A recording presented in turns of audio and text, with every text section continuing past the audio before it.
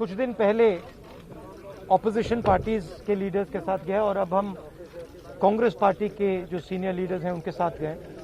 राष्ट्रपति से हमने कहा कि ये जो कानून बनाए गए हैं ये किसान विरोधी कानून है और इससे किसानों का जबरदस्त नुकसान होने वाला है, मजदूरों का, किसानों का।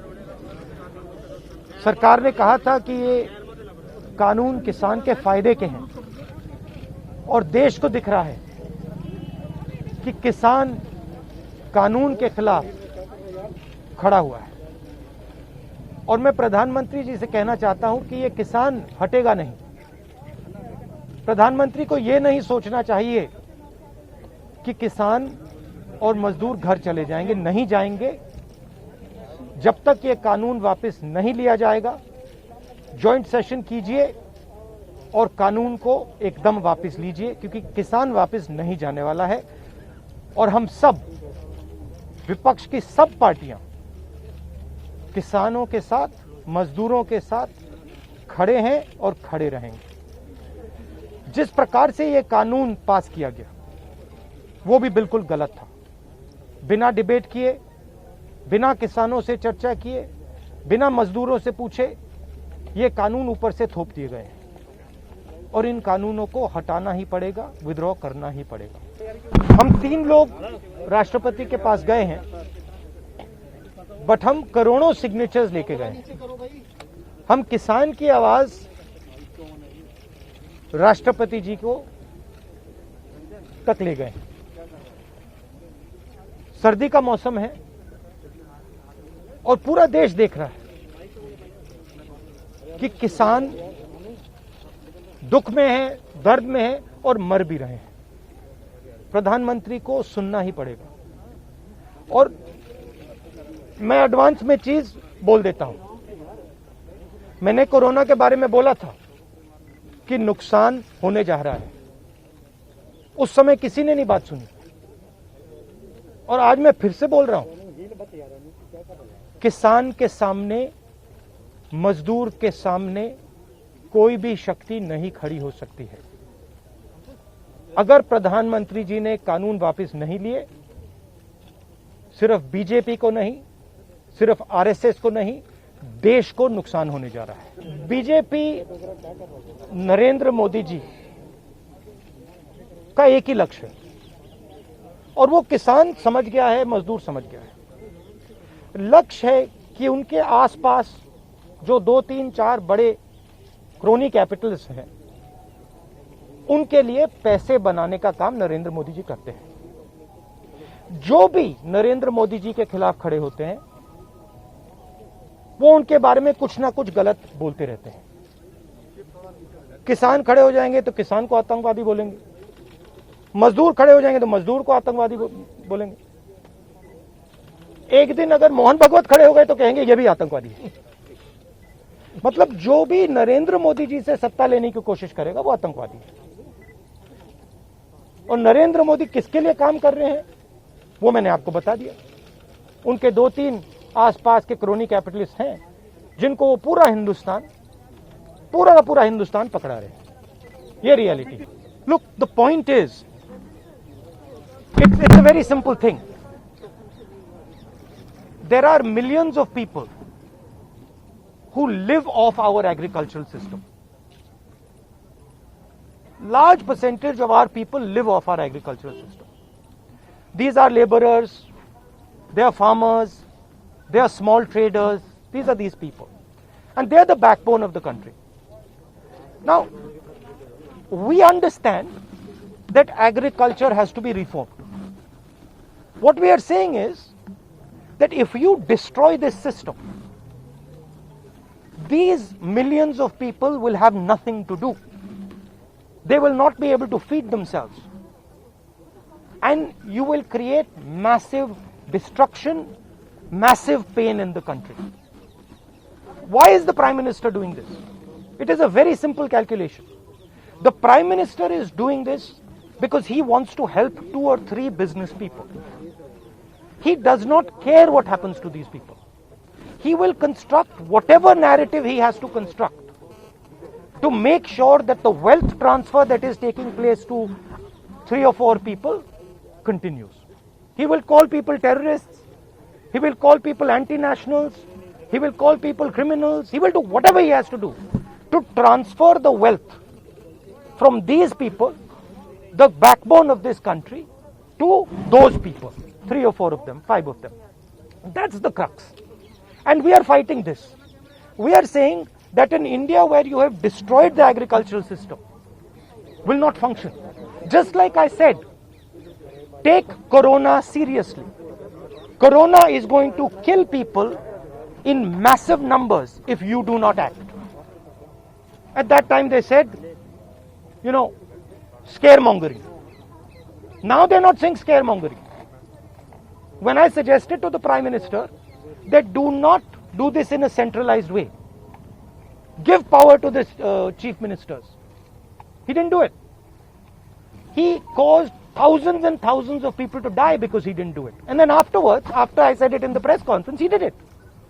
So the point is, you have an incompetent man who is controlled by certain other people. This is what India has to understand. This is what all youngsters have to understand.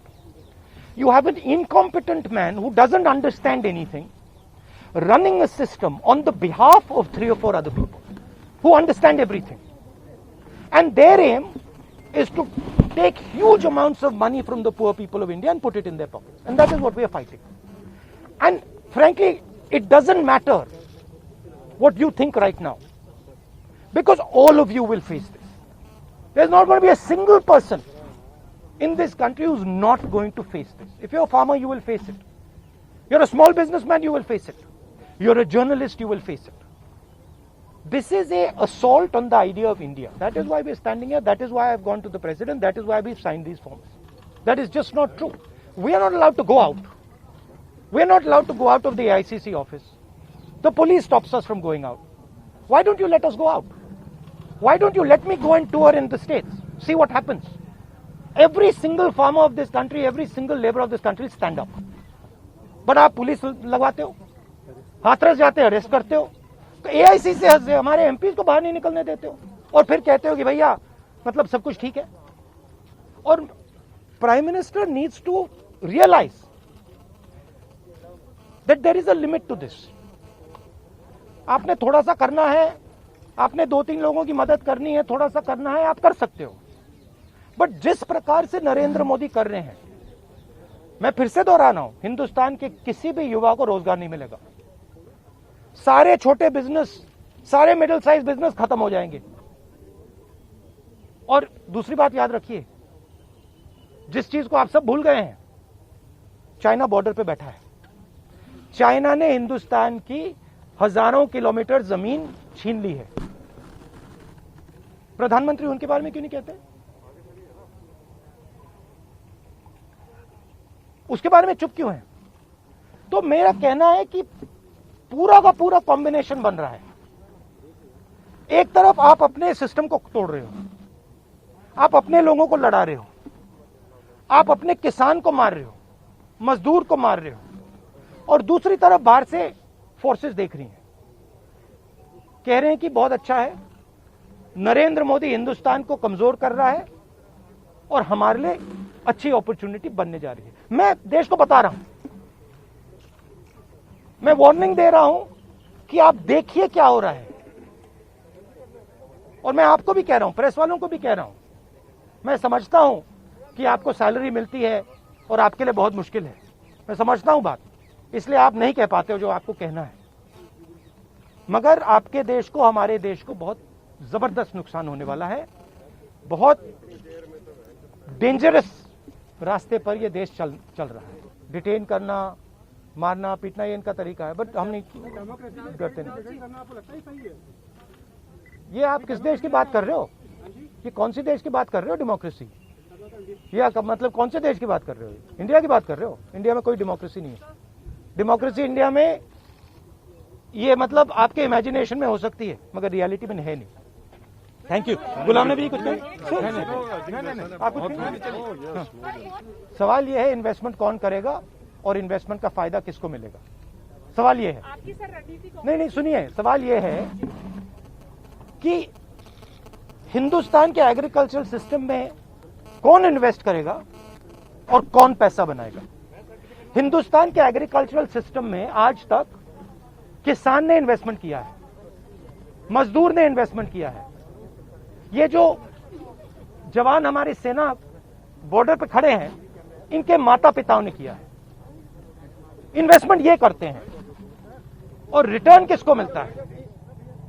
Return 2-3 उनके उद्योगपति मित्रों को मिलता है। ये पूरा देश जानता है, पूरा देश इस बात को समझता है कि इन्वेस्टमेंट हम करते हैं।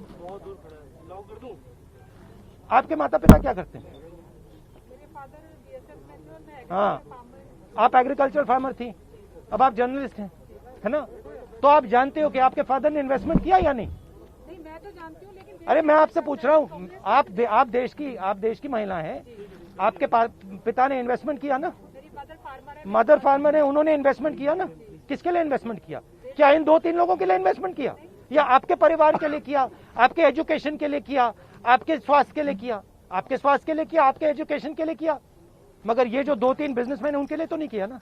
तो सवाल यही है, इन्वेस्टमेंट कौन कर रहा है? आपके माता पिता ने किया, करोड़ों किसानों ने किया, और रिटर्न किसको मिल रहा है?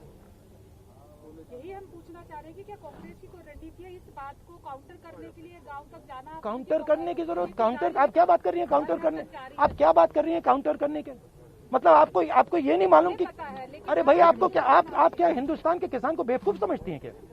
तो फिर अगर आपको समझे तो उसको कैसे समझ नहीं है? अगर ये यहाँ पे लाखों लोग जो हजारों लोग जो बैठे हैं दिल्ली के बाहर, क्या ये सुनिए, ये जो लाखों लोग आए, क्या ये मिठाई खाने आए क्या? क्या इनको समझ नहीं है क्या हो रहा है? इनको समझ नहीं क्या हो रहा है? इनको मालूम है, क्लियरली मालूम है, इनको मालूम है नरेंद्र मोदी चोरी कर रहा है।